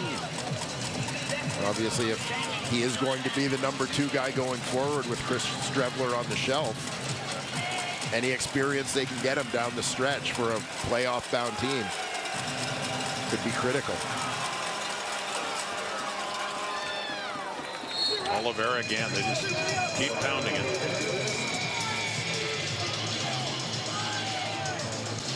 And wearing down that Hamilton defense that you talked about, heading down to 9 minutes. If the Bombers do hang on and win their 8th straight, they would clinch at least a home playoff date, no worse than second place. They'd be guaranteed to finish ahead of BC. The only other part of the equation is Saskatchewan. If the Rough Riders do not win tomorrow against Edmonton, if Winnipeg wins tonight, that would wrap up first in the West for the 4th straight year for Winnipeg. So they couldn't clinch it tonight, but they could get a whole lot closer. 2nd and 6, faking that. Toss to Dembski, looking deep into the end zone. Jonathan Moxey was there, and the flags come out. Lucky Whitehead, the intended receiver. Moxey pleading his case, but clearly made contact in the end zone before the ball arrived. You know, Moxey's there. He wasn't fooled by the play. I think you had a situation where pass interference, Hamilton, number 27. Foul was in goal. Ball will be placed at the 1-yard line. Automatic first down. Winnipeg with that run game. Was hoping they had lulled the Ticat defense to sleep a little bit and tried to take a deep strike here.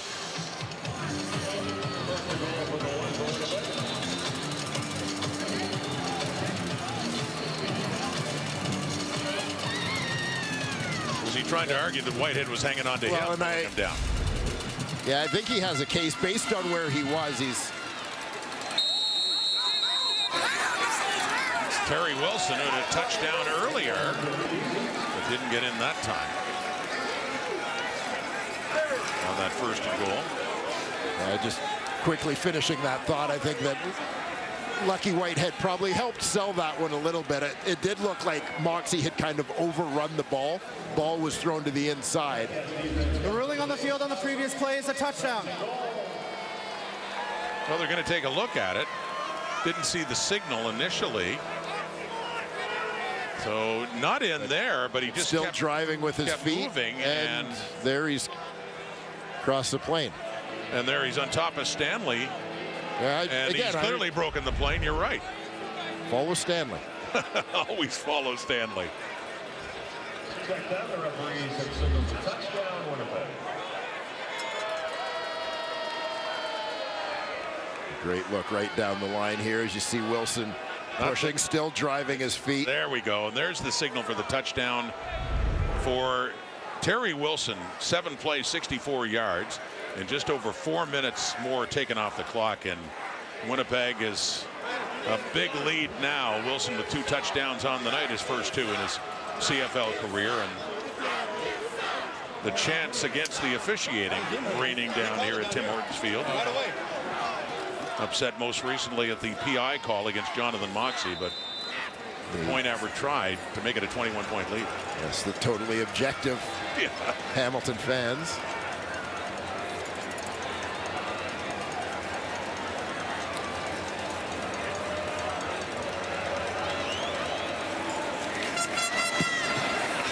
Sergio Castillo. 31-10, Winnipeg getting closer to 8 straight. Couple of great veterans there. Zach and Stanley, little celebration. Daunting to say the very least for the Ticats, who are kind of living that way all season long after starting 0-5. They gave themselves some hope with 4 straight wins to get up to 6-9. Come on, baby. The math just isn't kind if they can't come back and win this game, and they're down 21. Lawrence Woods with it. Bottom line would be they wouldn't be eliminated mathematically from the East race or the possibility of a crossover, but they'd have to win out, and every team that they're chasing pretty much would have to lose out if they can't win tonight. Yeah, they simply put would need a lot of help. Their margin for error becomes 0. You know, Scott Milanovic has said they haven't talked about these games as must win, but obviously everybody knows what they are. They were treating them that way, understandably, right from back 4 weeks ago, once they were 2-9. And Mitchell is taken down. They get to him. It's Celestin Haba with it. He and Taiwan Garbett were moving in.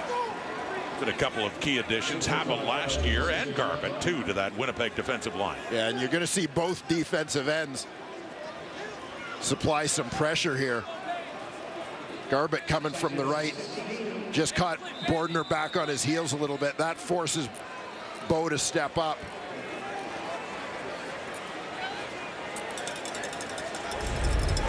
And when he steps up, Haba has an angle to get around Murray and get there. Throwing, wide open, Dunbar. Stephen Dunbar with his first catch of the night. And he gets it up for a first down across the 45. They'll put it down at the 48. And the Ticats fortunate on this that Stephen Dunbar was as open as he was. As you'll see, Bo doesn't really step into the throw as he's got an offensive lineman right in front of him.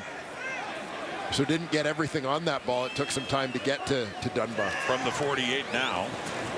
6:25 on the clock. More pressure. Jake Thomas this time. The veteran Canadian Thomas. And there from the inside to take Mitchell down. Sacked twice in this possession by Hamilton. Well, this is, I'll go back to the end of the first half and the talk of Hamilton wanting to keep this as a one possession game. Try to avoid getting into a situation where they can't really be selective, where they have to be aggressive, they have to take chances. Because you can see Winnipeg defensive line is just going to pin their ears back in these passing situations. Second 15. That's caught by Des Patman, inserted in the lineup as mentioned with the injury, the season-ending injury to rookie Shamar Bridges. So Patman with the catch, and third down coming up.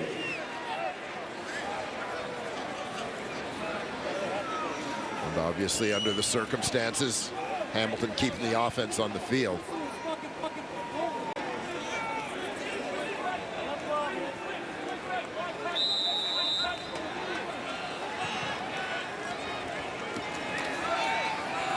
Third and 8.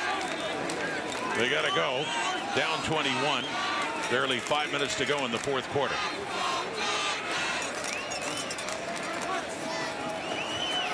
Four-man rush.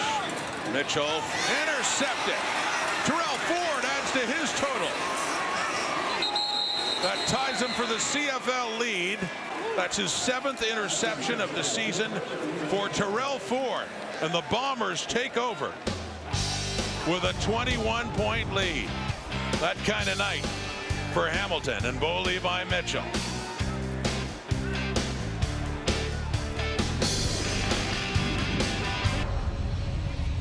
Take a look back at that last play. You'll see Stephen Dunbar looks to make his break.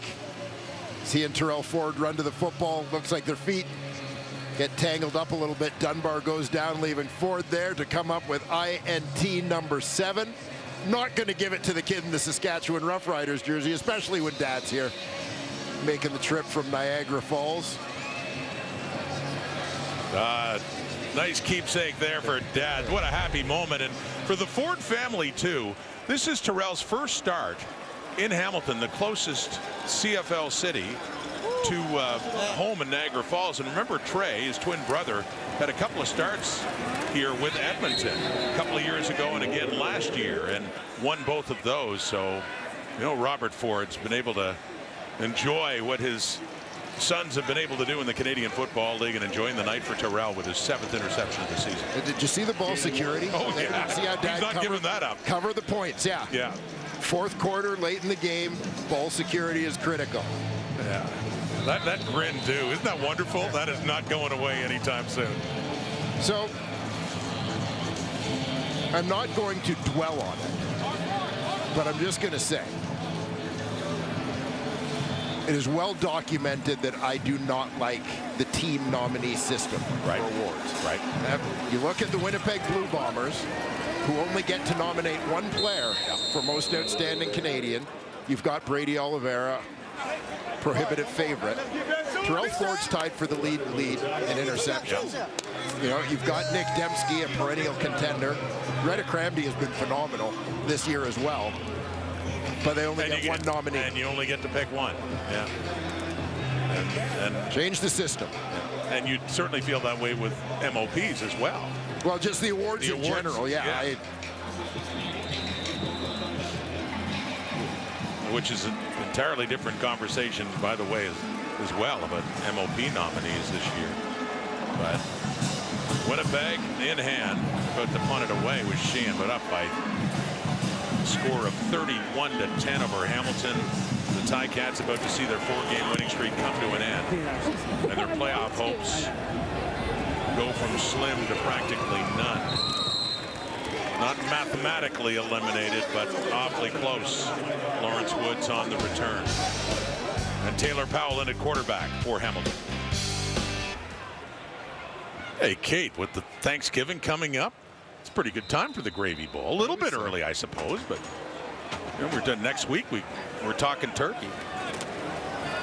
BC Calgary coming up, and that one, Taylor Powell in at quarterback. Bo Levi Mitchell was getting some attention down at the Ticats bench, but Powell getting it now with his game out of hand and just 2.5 minutes to go. And quite frankly, great to see Taylor Powell back in action after a scary injury moment for him against the Edmonton Elks here earlier in the season. That was during his first start, his one and only start, after Bo Levi Mitchell was benched. And that was, yeah, as you say, against Edmonton, and getting some reps now. Got a lot of them last year as a rookie. Completes that one to Tim White, hit immediately by Dietrich Nichols. Look at the final numbers of Bo Levi Mitchell, who had been playing so well on this 4-game winning streak. It looks to be coming to an end tonight. 15 of 28 for 217, and picked off a couple of times, although he had some drops that might have made this a different game. The big one Tim White couldn't hang on to that looked like it was going to be a touchdown, and they nearly had another touchdown late in the first half. Powell again, Brendan O'Leary Orange.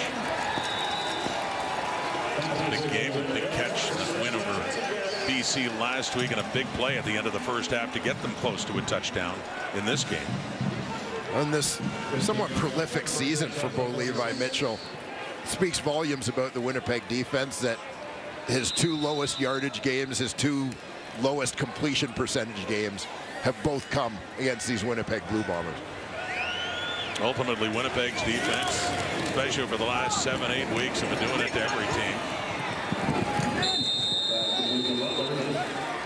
Well, you talked earlier about, you know, the system for choosing the awards and the nominees, but we've had this question. Everybody has, really, the kind of year it's been. Who would your most outstanding player be right now? So look at the leading candidates: Cody Fajardo, Tyrese Beverett, Bo Levi Mitchell on that list too. And who you got a vote? I don't get a vote. You don't get a vote. Oddly enough, I don't get a vote. You don't want to vote right now. It's so hard.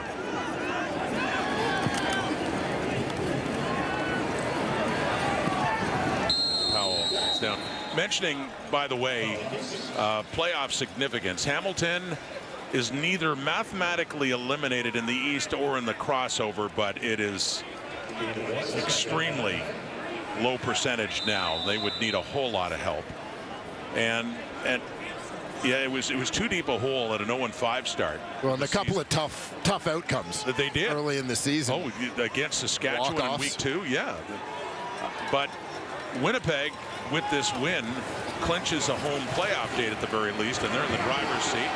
The tackle there, the ball comes out, and Willie Jefferson looks like he has it after Taiwan Garbett knocked it loose from Taylor Powell. So another turnover as the Bomber offense will come on to see if they can put this game to bed. But mentioning the Bombers, well, let's have another look at this. We'll talk about playoff possibilities here.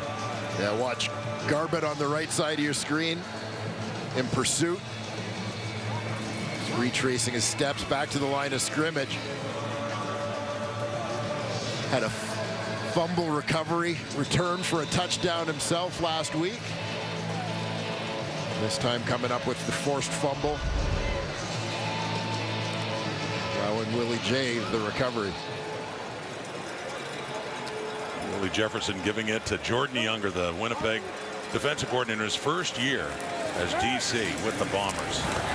The job that he's been doing in that defense, especially during this run of 8 straight games after that slow start for Winnipeg. Here's the veteran Willie Jefferson, and take that, JY.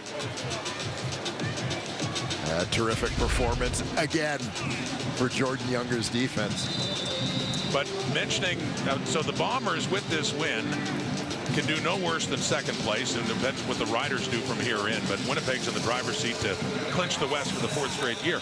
One thing we can tell you, though, a team not playing tonight or this weekend, the Ottawa Redblacks, who tried 3 times to clinch a playoff spot and lost all 3, we can say that Ottawa has indeed, with the outcome of this, now just a minute away officially, Ottawa has clinched their first playoff spot now. Hamilton couldn't catch them. And that's the first time since 2018 when they went to the Grey Cup. Absolutely. I know the last few games haven't gone quite the way the Red Blacks would have wanted, but it caused for at least a little celebration in the nation's capital. First time in 6 years. And so we can say now 3 teams confirmed. Of course, Winnipeg did last week. Montreal had before that, and now Ottawa has clinched a playoff berth. But in terms of positioning, things are still up in the air. BC coming up against Calgary. And if the Lions lose to the Stampeders, well, Winnipeg will indeed wrap up. Or excuse me, they got Saskatchewan playing tomorrow, so still not. They've clinched the home playoff date regardless of what the Lions do. Now I got to get this straightened out. I'm confused. Well, Rod, I'd like for you to outline all of the possible playoff scenarios. If you could just take a minute for the fans. So let's see. If Saskatchewan, okay, yeah. And if they tie, which never, by the way, was considered a possibility the way it had gone in the CFL. It had been years, and we've had a couple of those this season. And Johnny Augustine on it, running back now for the Bombers. I'll simplify it this way. This outcome tonight, good for Winnipeg, bad for Hamilton. Yes, how about well that? said. Well summarized. The number 8 straight wins for Zach Collaros' Winnipeg Blue Bombers. To think that they were 2-6 2 months ago after an overtime loss in Toronto. Last play. Terry Wilson on to take a knee. But do not go anywhere. Part 2 of the doubleheader is coming up. Winnipeg. 8 straight victories, in charge in the West. You got BC